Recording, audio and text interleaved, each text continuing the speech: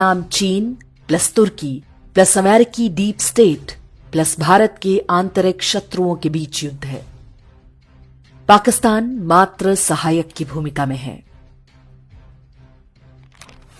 शत्रु की योजना भारत के साथ वही करने की थी जो यूक्रेन ने रूस के साथ किया है। यूक्रेन अमेरिका और तुर्की के समर्थन से ब्लैक सी में रूस के 40% नौसैनिक अड्डों को नष्ट कर चुका है। जो युद्ध रूस जैसी महाशक्ति के लिए 2-4 दिन का मामला लगता था, वो 3 साल से अधिक समय से जारी है। अब तक रूस के लगभग 70,000 सैनिक मारे जा चुके हैं। इससे भी कहीं अधिक सैनिक इस युद्ध में अत्यंत गंभीर रूप से घायल हुए हैं। अमेरिका, ब्रिटेन, तुर्की और नाटो के सदस्य इस युद्ध को पर्दे के पीछे से लड़ रहे हैं। पाकिस्तान ने भी उस युद्ध में अपना काफी हथियार और गोला बारूद भेजा। सामरिक रूप से देखा जाए तो रूस विजयी लगता है, लेकिन उसने इस युद्ध की जो कीमत चुकाई है वो बहुत अधिक है। रूस की पूरी युवा पीढ़ी खप रही है। उसके ही भाई समान देश यूक्रेन के लोगों को प्यादे की तरह प्रयोग किया जा रहा है। अब तक के अनुमानों के अनुसार यूक्रेन के भी 40,000 सैनिक मारे जा चुके हैं, जबकि घायलों की संख्या लाखों में है। ये रणनीति भारत के लिए भी थी। ऑपरेशन सिंदूर से 1 सप्ताह पहले हमने इसी विषय पर एक वीडियो बनाया था, जिसका शीर्षक था ताकि रूस की तरह फंस जाए भारत। बहुत सारे लोग इस बात से सहमत थे, जबकि बड़ी संख्या में लोगों ने इस दृष्टिकोण के लिए हमारी मंशा पर ही संदेह जताना आरंभ कर दिया। उस वीडियो का लिंक हमने डिस्क्रिप्शन और कमेंट में दे दिया है, आप चाहें तो उसे देख सकते हैं।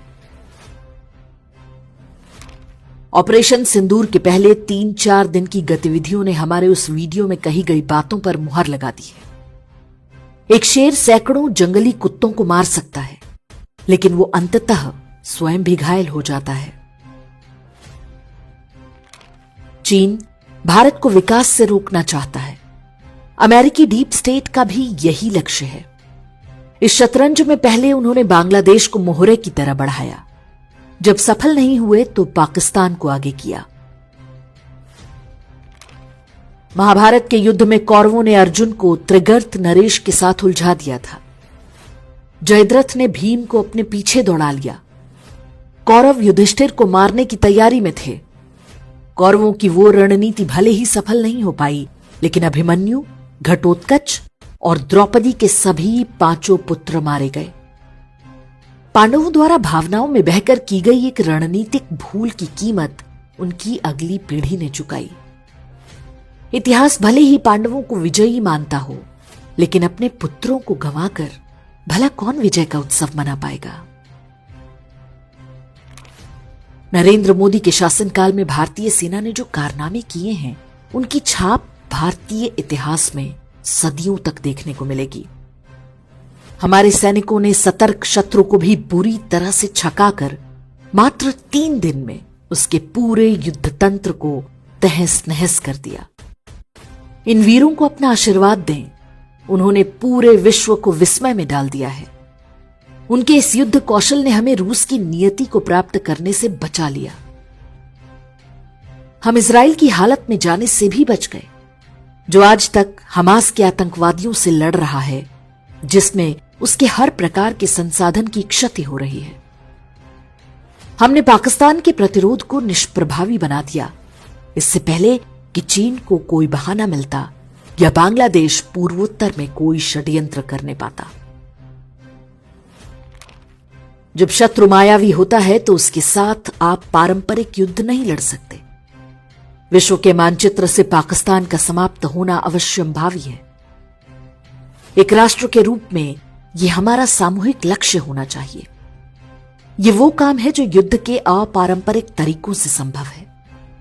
एक प्यादे के चक्कर में अपने हाथी घोड़ों को खोने की कोई आवश्यकता नहीं। भगवान कृष्ण अश्वत्थामा को एक बार में मार सकते थे, लेकिन उन्होंने केवल उसका मणि छीन लिया।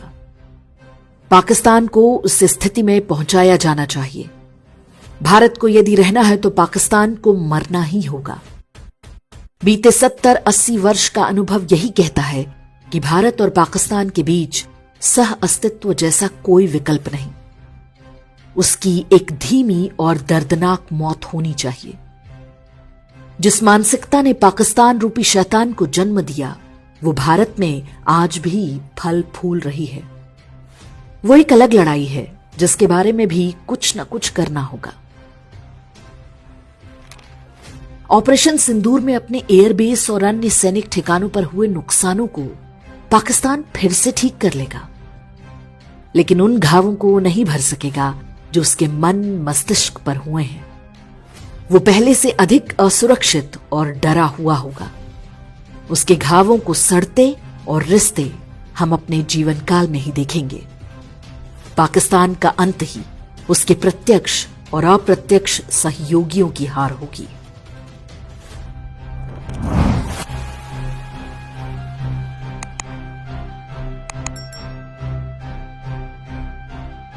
इंडेक्स ऑनलाइन के वीडियो समाज को समर्पित हैं।